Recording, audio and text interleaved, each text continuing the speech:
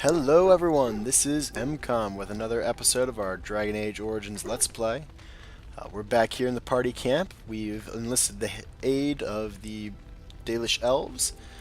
We're taking a few moments to relax and gather our thoughts, discuss events with our companions here. And we were just talking with Leliana. She shared a wonderful song with us that she learned. So we're going to go ahead and talk with her a bit more. Yes? Something you need? I'd like to talk to you about something. Yes? What's on your mind? Well, you were a traveling minstrel, weren't you? Do you have any tales to share? Of course I do. I love stories far too much to keep them to myself. Everyone should be able to benefit from them, I think. Well, do you know any Ferelden legends? I know one, told to me by my mother a long time ago. It always chilled me to the bone. Maybe you have heard of Flemeth? Flemeth? I met a Flemeth in the Korkari Wilds. Are you sure? Was she the Flemeth of legend? Flemeth, the devourer of men? Flemeth, mother of witches? Flemeth, demon-touched, who dwells in the mists? Well, she didn't really introduce herself as such. Ferelden mothers scare their daughters with talk of Flemeth. They say that if you're bad, Flemeth will spirit you away and bind you to her forever. They also say that Flemeth mourns her lost beauty and will steal yours through your looking glass if she catches you. Well, tell me the whole story. Flemeth's beauty was known throughout the land. She had hair like unto a moonless night, skin as pale as winter's first snow, and eyes as beautiful and perilous as the sea. When she came of age, she came to the attention of the Lord of Highever, Conobar, and he took her for his wife. Conobar soon learned that his young bride had the gift of magic. He kept this a secret, for he feared that she would be taken from him. Flemeth stayed with Conobar for some years, and with his blessing, she practiced her art. And then one day, a young poet named Osen came to the castle. Flemeth was captivated by Osen's voice, and he by her beauty, and they fell in love. The plot thickens. Flemeth longed to be with her true love, and she and Osen fled from Conobar's lands, seeking refuge in the Korkari Wilds with the Chasing tribes.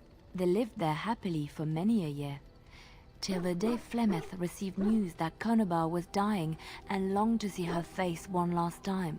Flemeth's heart swelled with pity for the man who once was her husband, and begged Osen to return to Conobar's side with her. But when Flemeth and Osen entered Highever, they were captured by Conobar's men, and Osen was slain in front of Flemeth's eyes. Flemeth was imprisoned in the highest tower of the castle, there to await Conobar's judgment on her. Distraught at the loss of her love, Flemeth plotted revenge against her husband. She summoned a fey demon, intending for it to wreak vengeance on Conobar. But a spell went awry. The demon possessed Flemeth. Turning her into an abomination, the halls of the castle ran red with blood as Flemeth slaughtered Conobar and all his men. The last of Flemeth's humanity melted away, and at dawn, she stole back to the wilds to plot and scheme for 100 years. They say she took to her side many Chasing men, and with their help, begat her daughter witches, who even now prowl the dark places of the Korkari Wilds. Well, that's, interesting. Perhaps I should talk to Morrigan about some of this. Tell me, do you know of any stories from Orlais? Of course, Orlesians enjoy telling stories. I shall tell you my favorite tale of Aveline, the Knight of Orlais. Oh, that sounds interesting. A long time ago, a girl child was born to a farmer. He had hoped for a son, not a daughter, and so he told his wife to abandon the child in the woods. Before the cold could claim her, the baby was found by a tribe of Dalish elves who took pity on the poor mewling thing, and raised her as their own. Aveline, for that is what they called her, grew strong and quick and clever under the guidance of the elves. She learned to wield the sword as well as any man, could kill a deer with an arrow at 100 paces, and was as graceful on the back of a horse as she was on foot. Continue, please. Aveline's Dalish guardians saw that she could easily best any Orlesian chevalier in battle, and wanted to show the cruel humans the child they had left to die. They bestowed upon her a fine horse and armor, and sent her to prove herself to her people in the grand tourney. Now in those days, no woman was allowed to take up arms, let alone compete in the grand tourney, but Aveline kept her helmet on and was not discovered. Did she win the tourney? Aveline won many events and gained the approval of the adoring crowd. Eventually, she came face to face with the knight Kaleva in the grand melee. Aveline had already bested him in the joust, and Kaleva was determined not to lose a second time. Out of desperation to regain his honor, Kaleva tripped Aveline and tossed her to the ground, ripping off her helmet as he did so. Silence fell upon the arena as Aveline was revealed. Kaleva declared the previous competitions invalid. A woman had taken part, and this was not allowed. But the crowd cheered for Aveline.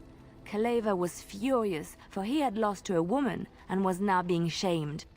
Blinded by his rage, he forced Aveline to her knees. "Know your place, woman," cried he, and slit her throat. Oh, I admit I was hoping for a happy ending. The son of the king, Prince Freyan, was present. He recognized Aveline's skill and bravery and began to see the injustice done to the women in his land. When he was made king, he rewrote the laws of Orlais so that women could also become chevalier. He honored Aveline and knighted her after her death. And to this day, any female who is knighted reveres Aveline the Brave, for she is the patron of all women chevalier. That was impressive. Leliana, what do you know about Darkspawn? Chantry lore says it is man's pride that created the Darkspawn. In ages past, the mages of the Tevinder Imperium ruled much of the world we know. In their pride, they thought their magics invincible and imagined that they were greater than the Maker himself. So thinking, they invaded his golden city, planning to take it for themselves and depose their own creator. But they were impure and full of sin. And it is with the sin that they tainted the golden city, corrupting it forever.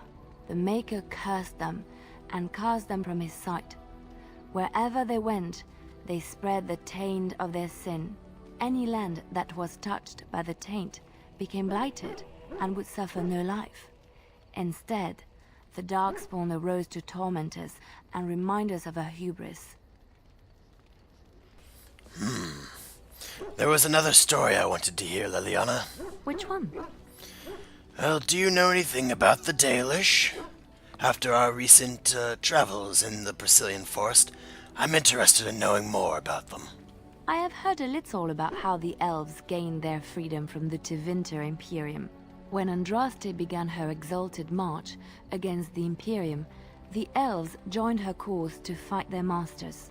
The great elven leader, Shatan, born in captivity, rose up to lead his people. He foresaw a future where the elves were free. Shatan was killed when Andraste was betrayed, but the elves continued to fight, eventually breaking free of the Imperium.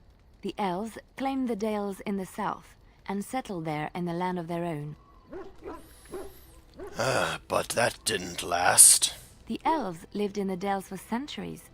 They resurrected the worship of the elven gods and would allow the building of no chantry. This angered the chantry, and the hostility between the two factions finally broke out in open war. The chantry says the elves struck first, but I do not know whether to believe it. The chantry declared a wholly exalted march against the elves, named for Andraste's similar march against Tevinter. During the exalted march of the Dales, the elven cities were sacked, and the elven state completely dissolved. Some of the elves bitterly accepted their fates and surrendered to human rule, living in the human cities as second-class citizens.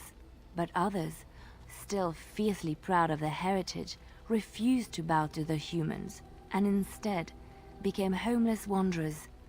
They were the elves of the Dales, the Dalish. You know, you mentioned Andraste. Tell me what you know about her. Andraste was the Maker's chosen. The Maker had long since abandoned the world when the sound of her singing turned his ear. Beauty, grace, and wisdom enraptured him, and he offered to take her from this flawed world to become his divine bride.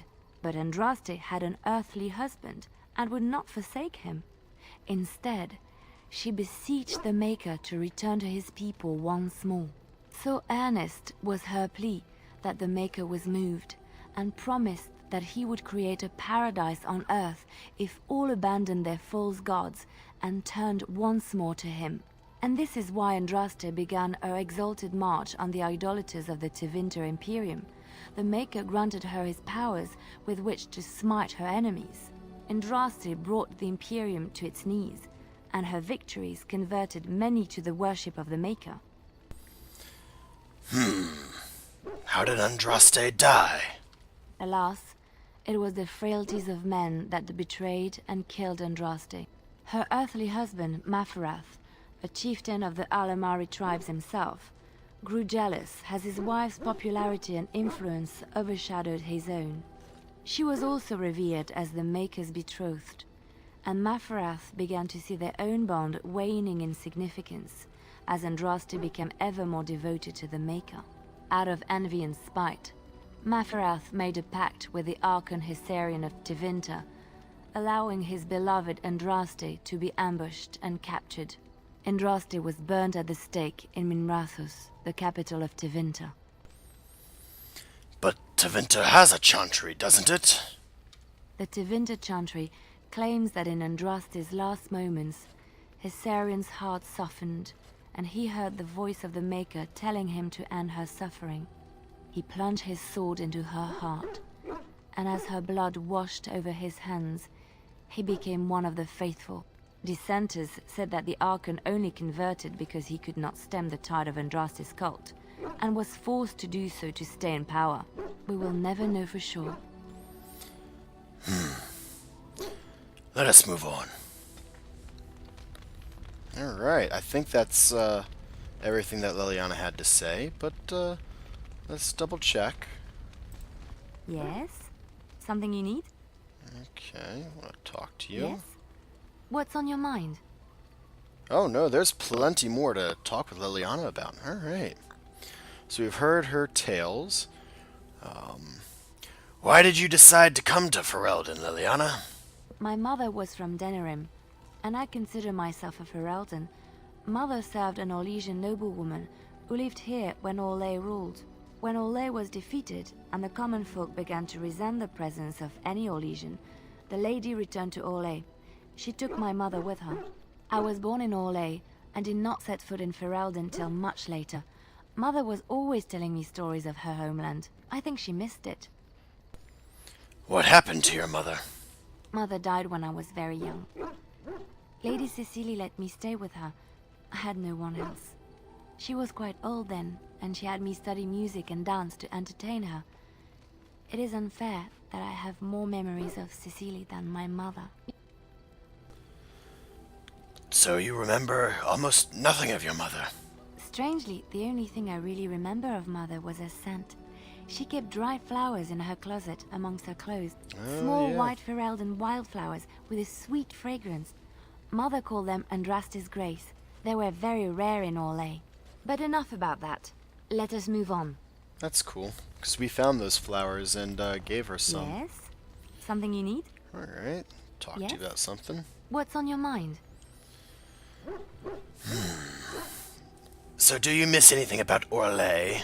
I miss Valroyaux. Unlike other cities where the people are the lifeblood and the character, Valroyaux was her own person, and her people little more than decorations. There was always music in Valroyaux, streaming from the many windows, quiet refrains and triumphant choruses, and always, floating above that all, the chant, coming from the grand cathedral. It was magnificent. It sounds wonderful, though Orzammar is rather magnificent too. Yes, I'm sure it is. But every city has a different personality. It is hard to describe. You have to be there. Of course, there are good things and bad things about Orlais, like anywhere else. Sometimes I miss it dearly, and sometimes I'm glad I'm rid of it. And you will laugh at this, but I miss the fine things I had in Orlais. What sorts of things are those? Dresses, fine dresses and furs. And shoes, of course. One can't mingle with nobility with bad shoes, you see. Orlais is very fashionable. Almost ridiculously so. But the shoes. Living with those ridiculous trends was worth it for the shoes. What's so special about those shoes, then? Well, they're shoes. They're pretty. Some of them, anyway. When I left Orlais, the fashion was shoes with delicate tapered heels and embellishments in the front. A ribbon, perhaps, or embroidery. In soft colors, of course. It was spring. Yes, that sounds, lovely. I had my eye on a pair my shoemaker was working on. It was covered in pale blue silk, with amber beads on the toe. The shoes made in Orlais were exquisite. Not at all like these clunky, fur-lined leather boots you have in Ferelden. Ugh, just look at them. Well, you don't need fancy shoes to make you beautiful. Thank you. It's kind of you to say so, even wearing these mud-covered horrors. They're sturdy shoes, but sometimes a girl just wants to have pretty feet. Oh, I could talk about shoes all day, but we have things to do, don't we? All right. Yes? Now we know Something that you need? Leliana's a fan of shoes. To Yes? talk to you about something? What's on your mind?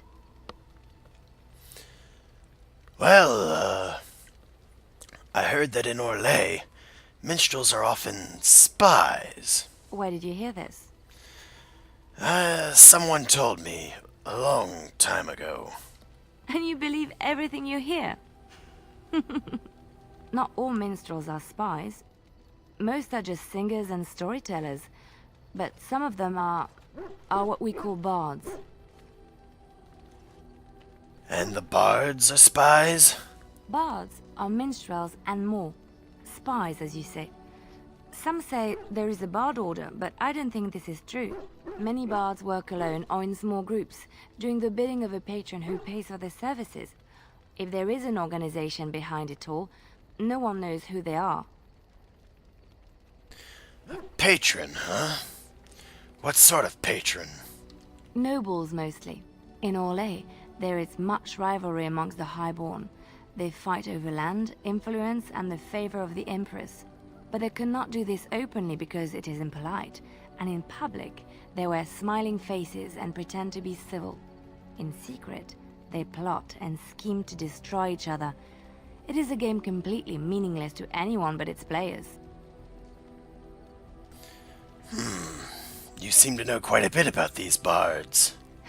And I should, shouldn't I, after having spent most of my adult life as one? You've guessed as much, I'm sure.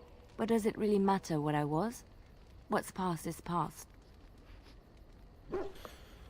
Well, I had to admit, I'd never leave that. It sounds too exciting. The excitement of the life wears off very quickly, I'm afraid.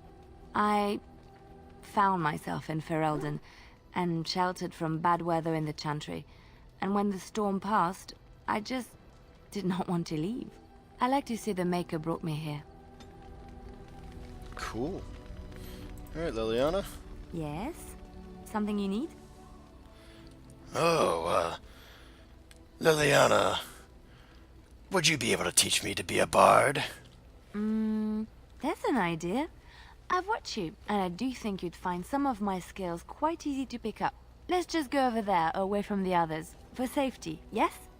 I expect there shall be daggers flying about willy-nilly for a time. Awesome! I just unlocked the bard specialization. That's cool. I could be a bard if I wanted to. Yes? Something you need? Alright, talk to you about something. What's on your mind? Leliana, this vision of yours. I knew this would come up sooner or later.